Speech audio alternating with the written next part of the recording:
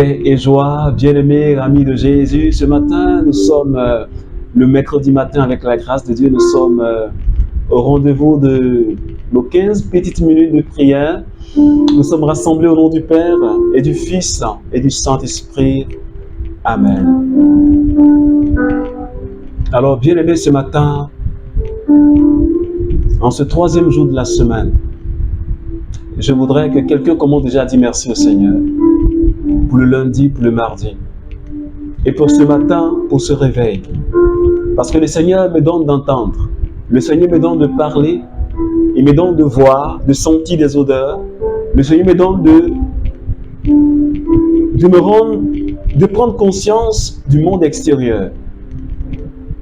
Je peux faire des mouvements avec mon corps, avec mes pieds, avec mes bras. Seigneur, je veux te dire merci ce matin pour tous tes bienfaits dans ma vie. Je te remercie infiniment pour tous mes frères et sœurs du renouveau charismatique. Et toutes ces personnes qui, les matins, sont unies avec nous dans la prière, Seigneur. Je te rends toute la gloire, je bénis ton nom pour cela. Merci encore, Papa. Parce que je sais que chaque jour quand nous nous retrouvons, Seigneur, tu répands tes grâces à profusion. Et ce matin, je te dis déjà merci pour les grâces que tu vas nous accorder. Alléluia. Pour les bénédictions de ce matin, je te remercie, Papa. Je te remercie, Papa, infiniment. Seigneur, pour ce que tu veux de notre vie, pour ce que tu veux nous donner un avenir et une espérance, je bénis ton nom pour cela. Seigneur, pour toutes tes pensées de paix que tu as pour nous, pour tous tes projets de paix que tu as pour nous. Parce que chaque jour, Seigneur, tu formules une pensée de paix.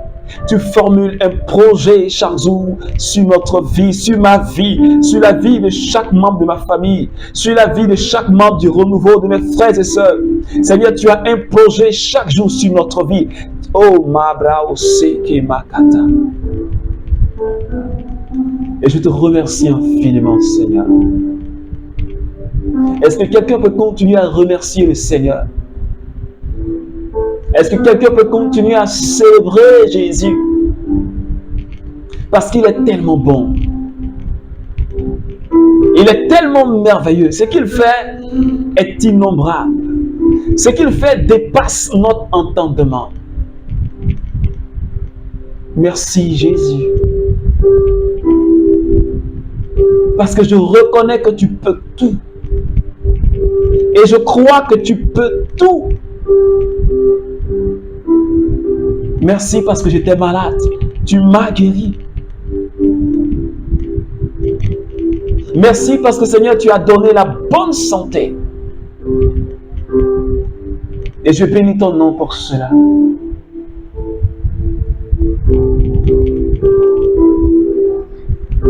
Je te célèbre pour cela, Seigneur. Alléluia. Alors ce matin, bien-aimés, demandons la force du Saint-Esprit. Oui, le Saint-Esprit est déjà là, il est déjà présent. Parce que ce matin, nous sommes plus que deux. Oui, nous sommes plus que deux. Et pour cette raison, le Saint-Esprit est déjà présent. Alors j'aimerais déjà t'inviter à commencer à parler au Saint-Esprit. Je voudrais que tu parles au Saint-Esprit parce que c'est ton bien-aimé. Oui, c'est ton bien-aimé. Marai kibro shentarabao sak. My bro seki banderibaus. Shabababa ni marakabraus kitoko shabraus seki. My kunto shabraus soki antarabai. Braiko raiki sheketa braus sonto mama mama. Alléluia. Que ta main me touche. Ta main me touche. Est-ce que quelqu'un peut chanter avec moi? Ah, touche-moi par ta main ce matin. Ta gloire est là. Et ta main me touche. Ta main me touche. Est-ce que quelqu'un, tu peux laisser la main de Dieu te toucher pendant que tu es en train de chanter? Alléluia. Amabraoseke. Merci Jésus pour ta gloire qui est manifeste ce matin. Et pour ta main qui est en train de toucher quelqu'un. Pour ta main qui est en train de saisir la vie de quelqu'un ce matin. Ah, c'est merveilleux cela. Alléluia. Ta présence est réelle. Ta présence me touche ce matin. Oh, merci Saint-Esprit. Ta gloire est là. Et ta main me touche. Et sa main te touche. Et sa main te touche. Et sa main te touche. Merci Saint-Esprit ce matin. Parce que ta main nous touche quand ta gloire est présente. Alléluia.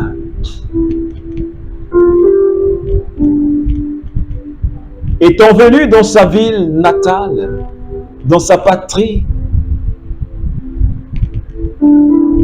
il enseignait les habitants dans leur synagogue de telle façon que, frappé d'étonnement, il disait: d'où lui viennent cette sagesse et ces miracles?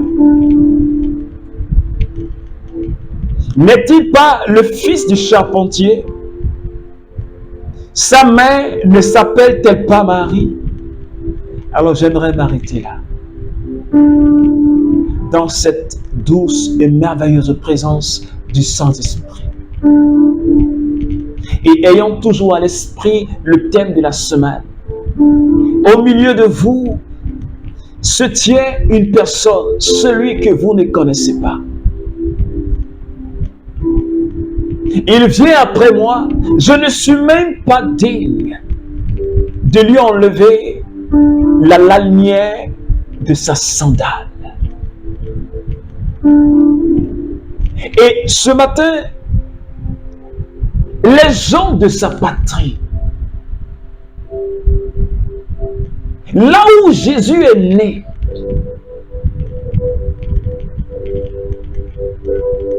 ils ne savent même pas qui il est.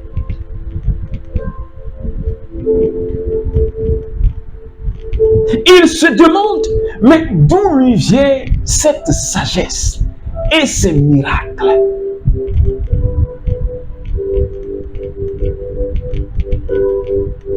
Ils ne peuvent même pas s'interroger.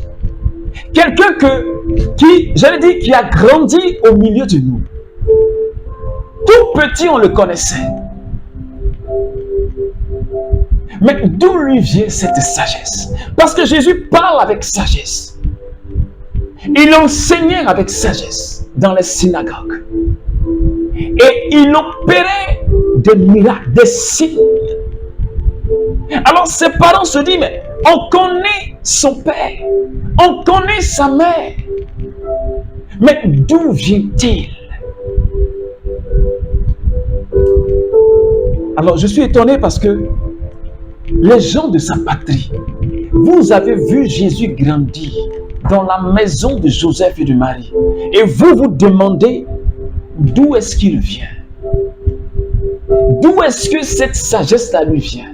D'où est-ce que ces miracles lui viennent? Pourtant vous avez vécu avec lui.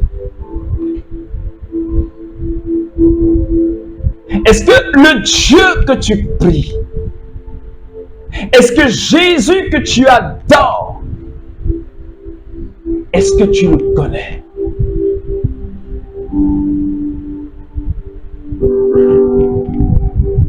à cause de ce doute que les gens de sa patrie avaient, la Bible dit qu'il n'a pas pu faire beaucoup de miracles là où il était. Parce que leur doute a limité l'action de Dieu dans leur vie. Est-ce que quelqu'un me suit ce matin?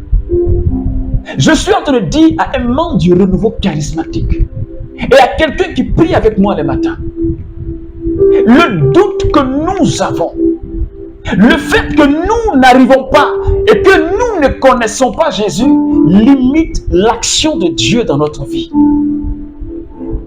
Jésus, dans sa patrie, il ne pouvait pas forcer les gens à croire, ni forcer pour faire des miracles de guérison et de délivrance.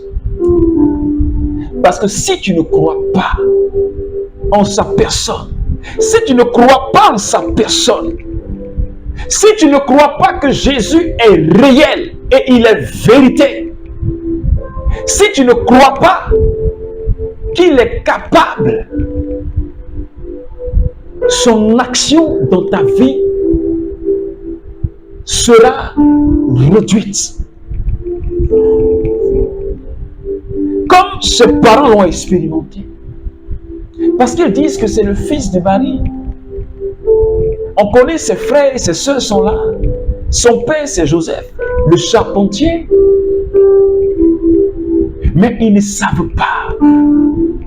Il est venu parmi les siens, mais les siens ne l'ont pas reconnu.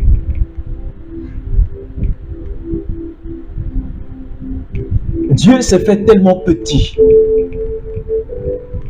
Dieu a pris la condition humaine. Il s'est fait tellement petit, il s'est rabaissé, de sorte qu'on ne puisse même pas le connaître. Et comme la Bible dit, c'est seulement les humbles qui peuvent découvrir en la personne de Jésus la divinité. Aujourd'hui, beaucoup de personnes prient. Nous crions à Jésus. Mais est-ce que nous croyons? Nous croyons qu'il est vraiment Dieu. Parce que pour les habitants de sa patrie, et d'ailleurs pour le peuple d'Israël, c'était une folie. Et quelque part, il disait que Jésus se faisait l'égal de Dieu. Ils avaient encore le cœur fermé. Ils avaient encore le cœur fermé. Parce que pour eux, Dieu ne peut pas venir dans une telle condition. Ce n'est pas possible.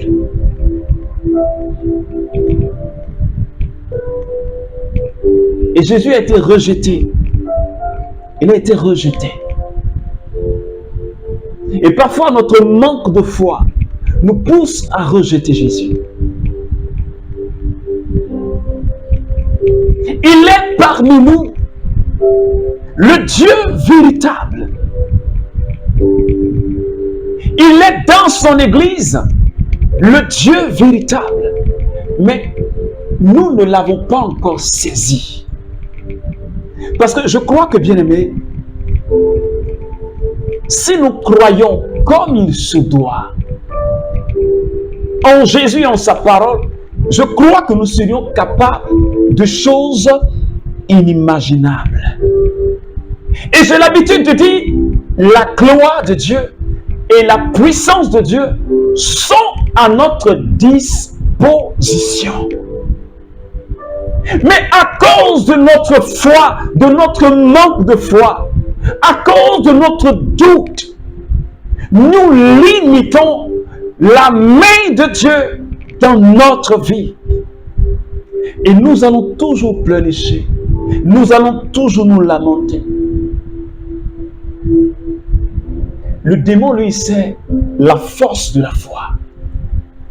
Et Jésus a dit, si votre foi est petite, comme une graine de moutarde, je voudrais que tu tapes sur Internet et que tu cherches à savoir ce que c'est qu'une graine de moutarde. Elle est toute petite. Toute petite. Et Jésus a dit, si ta foi est petite comme cette graine de moutarde, tu es capable de dire à cette montagne, déplace-toi, et elle se déplacera. Mais on ne croit pas. On croit peut-être, mais pas fortement. On croit peut-être, mais pas fermement. Alors le Seigneur, cette semaine, il veut nous emmener à une profondeur dans la foi. Pour ne pas qu'on soit des chrétiens de surface. Et qu'on aille le découvrir dans les profondeurs. Pour qu'on ne soit pas des chrétiens qui crient, qui confessent le nom de Jésus, mais qui en réalité n'ont pas de racines. Parce que si tu n'as pas de racines, au premier coup de vent, tu tombes. Et Jésus veut que toi et moi, on soit véritablement enracinés. Enracinés sur le roc, sur sa personne. Est-ce que quelqu'un me comprend ce matin? Il faut que toi et moi, nous soyons enracinés. Pour puiser en Jésus la sève de la vie. Afin que toi et moi, nous soyons des chrétiens solides. Parce qu'on ne veut pas de chrétiens flequés. On veut des chrétiens solides. Jésus a besoin de soldats dans son armée pour conquérir le monde et pour faire régner la présence de Dieu, pour que le royaume s'étende. Mais si tu ne crois pas en celui qui t'a appelé, si tu doutes de sa personne, non seulement il ne pourra rien faire pour toi, mais tu vas rester dans tes lamentations, dans tes jérémiades, jusque dans la tombe. Et pourtant, le Dieu de mon salut, le Dieu de ton salut, celui que nous avons célébré le dimanche passé, le roi de l'univers, il gouverne non pas la planète Terre, mais il gouverne tout l'univers, toutes les galaxies. C'est ce Dieu-là que nous adorons. Et toi, tu n'as pas confiance en lui. Quelqu'un qui gouverne l'univers entier, toutes les galaxies. C'est-à-dire, il tient ça entre ses mains. Il est le roi de l'univers. Et la Bible dit, en Éphésiens chapitre 1, que nous régnons avec le Christ dans les lieux célestes. Ça veut dire que toi et moi, on est aussi roi de l'univers. C'est-à-dire qu'on gouverne l'univers avec Jésus. On règne avec lui là-bas. C'est-à-dire que l'univers là, nous aussi, on tient ça. C'est-à-dire que toutes les autorités démoniaques sont sous nos pieds. Les puissances sont sous nos pieds. Les dominations sont sous nos pieds. Par Jésus. C'est pourquoi ce matin, j'aimerais t'emmener à croire. Parce que Jésus n'est pas un homme. Les gens vont te dire que Jésus c'est un homme. Jésus c'est Dieu. Il est pleinement humain et il est pleinement Dieu. Alors je voudrais que tu crois en cela. Membre du renouveau charismatique. Parce que si nous ne connaissons pas, ou si nous ne cherchons pas à découvrir, nous ne cherchons pas, comme Saint Paul l'a dit, devant la connaissance de Jésus, tout ce qui est comme avantage dans ma vie ne sont que des balayures, ne sont que des déchets. Parce que Paul a fait l'expérience de Jésus. Il a découvert quand les écailles sont tombées de ses yeux. Il a confessé que Jésus est le Fils de Dieu. Il dit, mais celui-là, c'est le Fils de Dieu. Alléluia. Il faut que toi aussi, il faut que moi aussi, je l'expérimente. Et que je dise, non pas ce que j'ai entendu dire, non pas ce qui est écrit, mais ce que j'aurais expérimenté. Et cela a plus d'impact quand le témoignage est donné. Alors ce matin, nous allons prier le Seigneur.